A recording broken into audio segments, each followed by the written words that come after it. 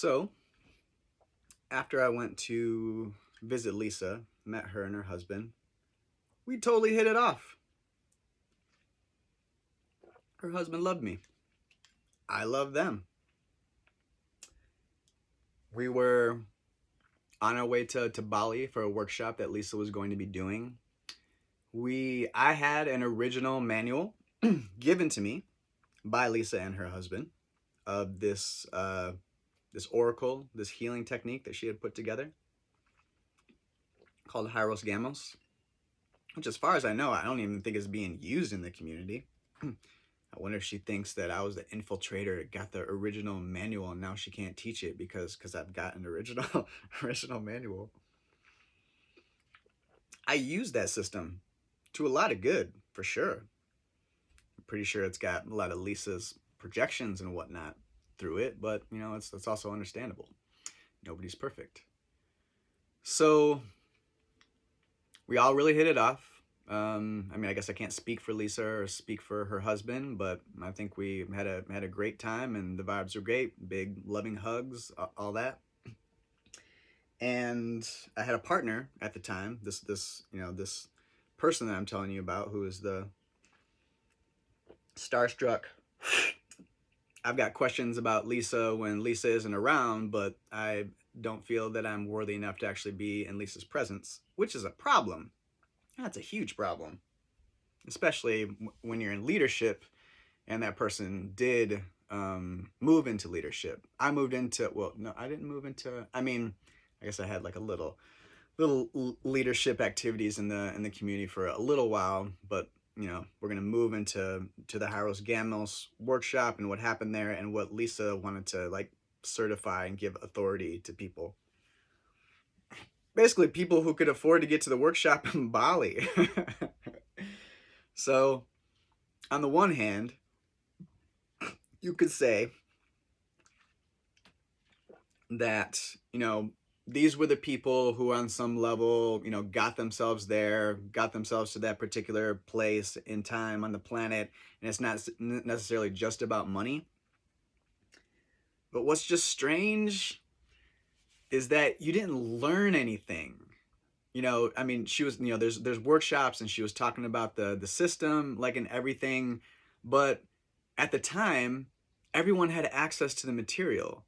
Everyone had access to all these PDFs of the material itself. So anyone could watch the video of her presenting the material and learn it, but she only wanted to give the authority to the people who made it to Bali.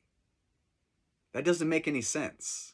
Again, I would think that maybe her defense is, on some higher level, these are the people who are supposed to steward this. But some of the people there were complete fucking assholes. People who were like barely even in the community. Like there was like a husband of some woman who was more into the community and he didn't know shit. And he was just a complete asshole to me when I was, getting ready to leave the community.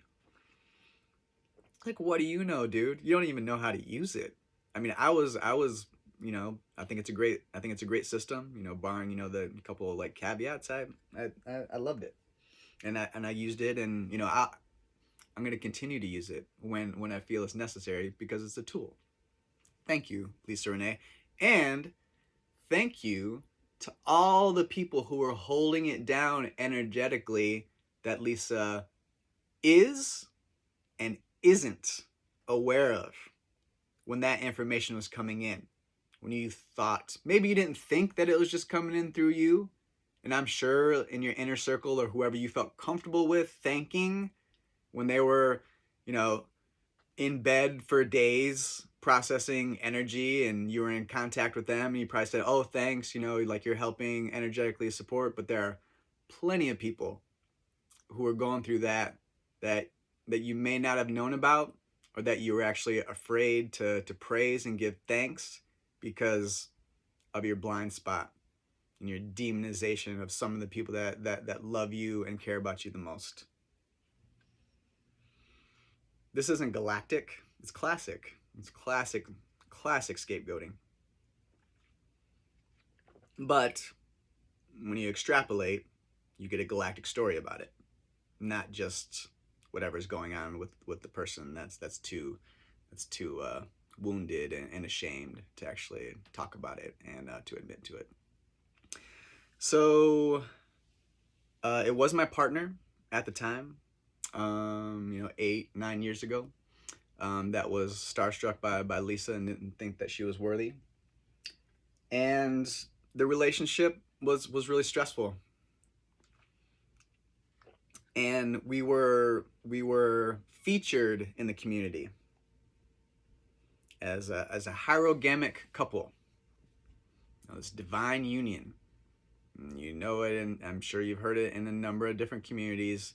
Twin flame, pretty much, soulmate maybe, but yes, but it's more important to use it in this context, this divine union context, because in ascension philosophy and some of these circles, it just means more, and there are particular labels on it. And the community just loved us, and it happened before.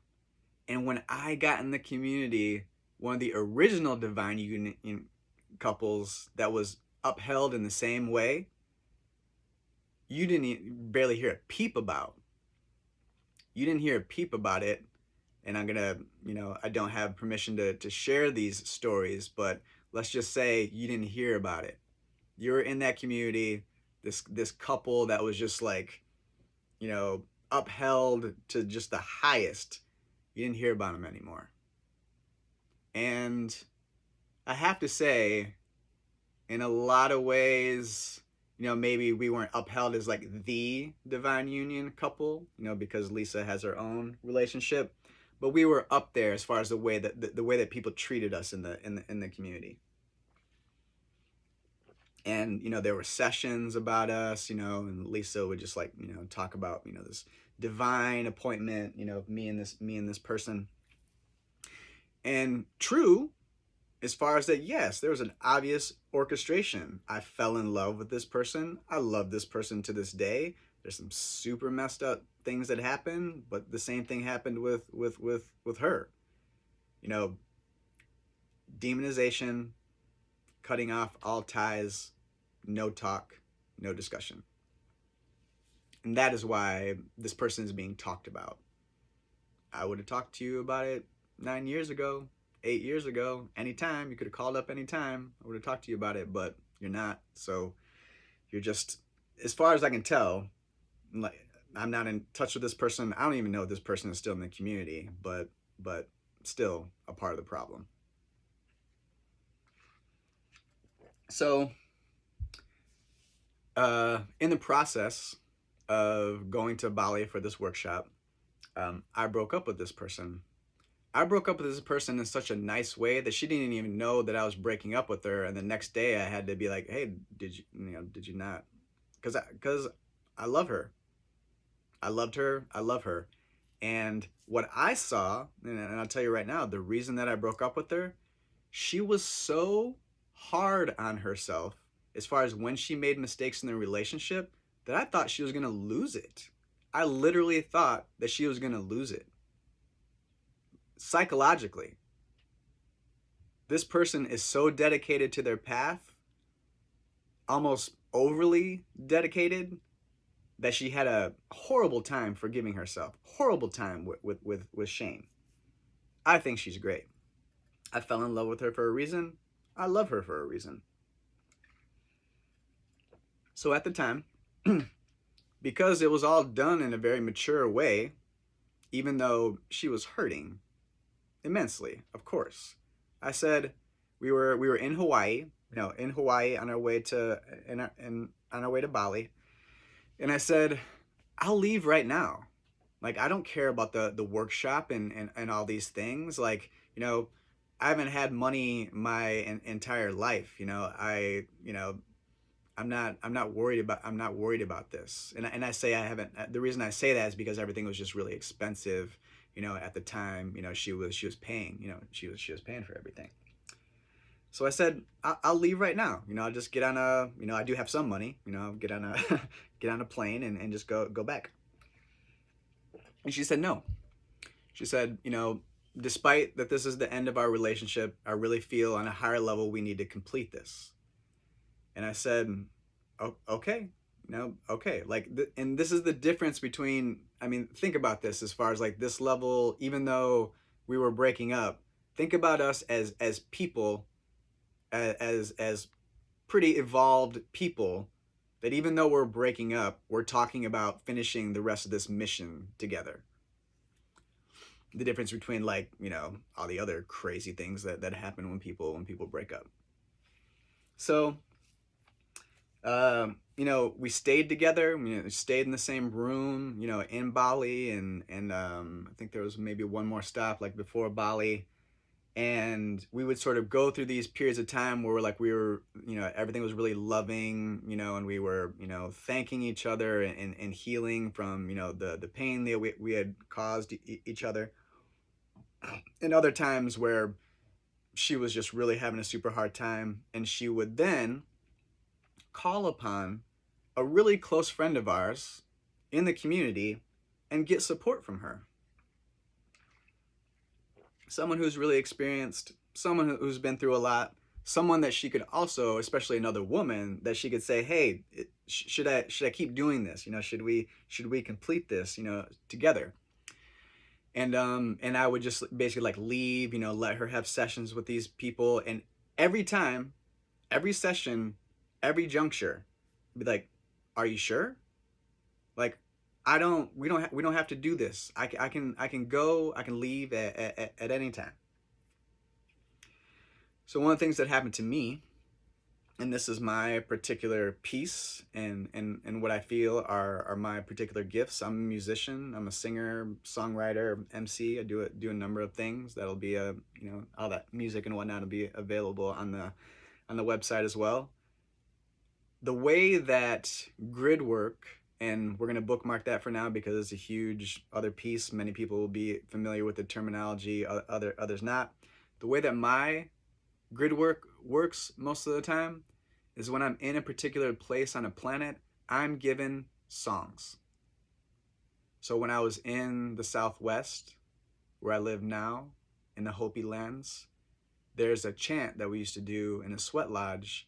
But when I was in this particular place in the Hopi lands, bringing in this particular energy, activating this particular energy, which is a huge part of who I am, that song came in, and then the spirits associated with that song changed the lyrics just a little bit and just like added a little bit to it just to bring in that vibration, just to bring in that activation. And at the time, what I was told by this force was that it was time for the Hopi to be free.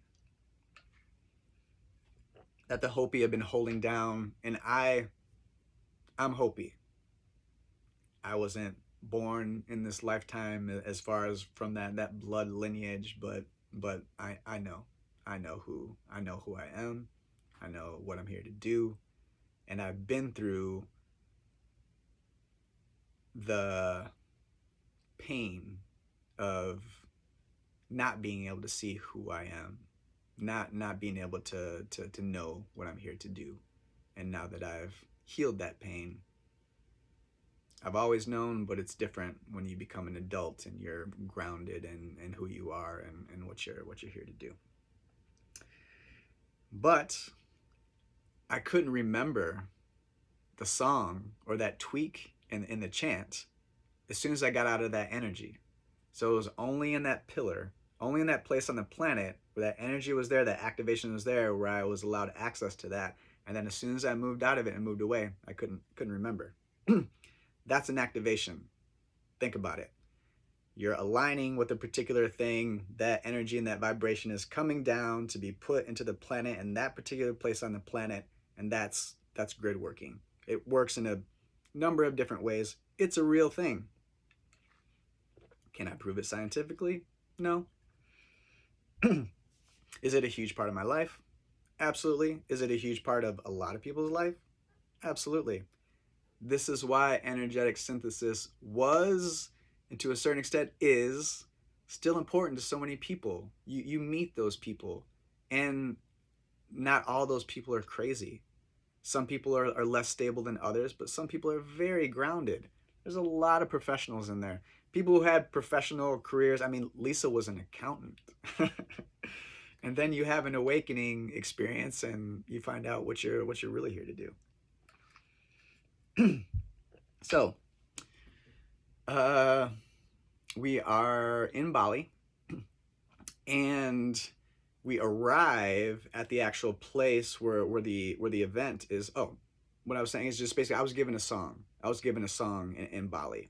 So the song came to me while we were in Bali. And then what my feeling was is because we were working with the spirits of Bali, so the ancestral spirits of Bali, what came to me after I received the English lyrics in the song, which I feel I should sing now. Every bird's song that lives in a cage is about flying away. Leave the cage, sing a new song about freedom, living on, living on and on, on and on, and on and on. And what came with that as well is that this was a round, like meant to be sung in rounds, which I still haven't got to do with a bunch of people. I'll never forget the song. So when we get to that point where it's time to do that, I can teach it to people and we can do it in rounds. Every bird song that lives in a cage is about flying away. Leave the cage, sing a new song about freedom, living on and on, singing on and on and on. So think about that song, feel that song, and check this out. When we got to the workshop, met up with Lisa Renee and her husband again. No, they knew about the breakup. I sit down with her husband and start to talk about it, and he's just completely empathizing with me. Completely. Just I mean, my brother really, he's also a musician, great musician, he's just a very pure soul, and in my opinion, and I do love you and always will. Just like really took it in, and in his authentic self felt me and empathized with me. Then oh, and then so I talked to him for a while, and then I went into his and Lisa's room and talked to them about it, and even then just really empathizing with me, just like, man, I really like feel for you. And then I told the two of them, and I said, well, because I think we had decided, because the breakup was just sort of so disruptive as far as the energy is concerned, that it was just going to be too hard and that I would just go home. Completely fine. Not even pushed out. Just like, okay, of course. That makes complete sense. This person, the woman, was having, I mean, she was the one that was broken up with. Of course she's going to have a heart. We loved each other. That's just all there is to it. So of course she was having a hard time. I was like, yeah, of course. I completely understand that. So, we arranged all the, travel stuff, and I was going to be, taking off so that I could leave, and then, they could have the workshop without that element around. So, and then I said, okay. And then just my feeling is like, because I am a grid worker, because this is what I do.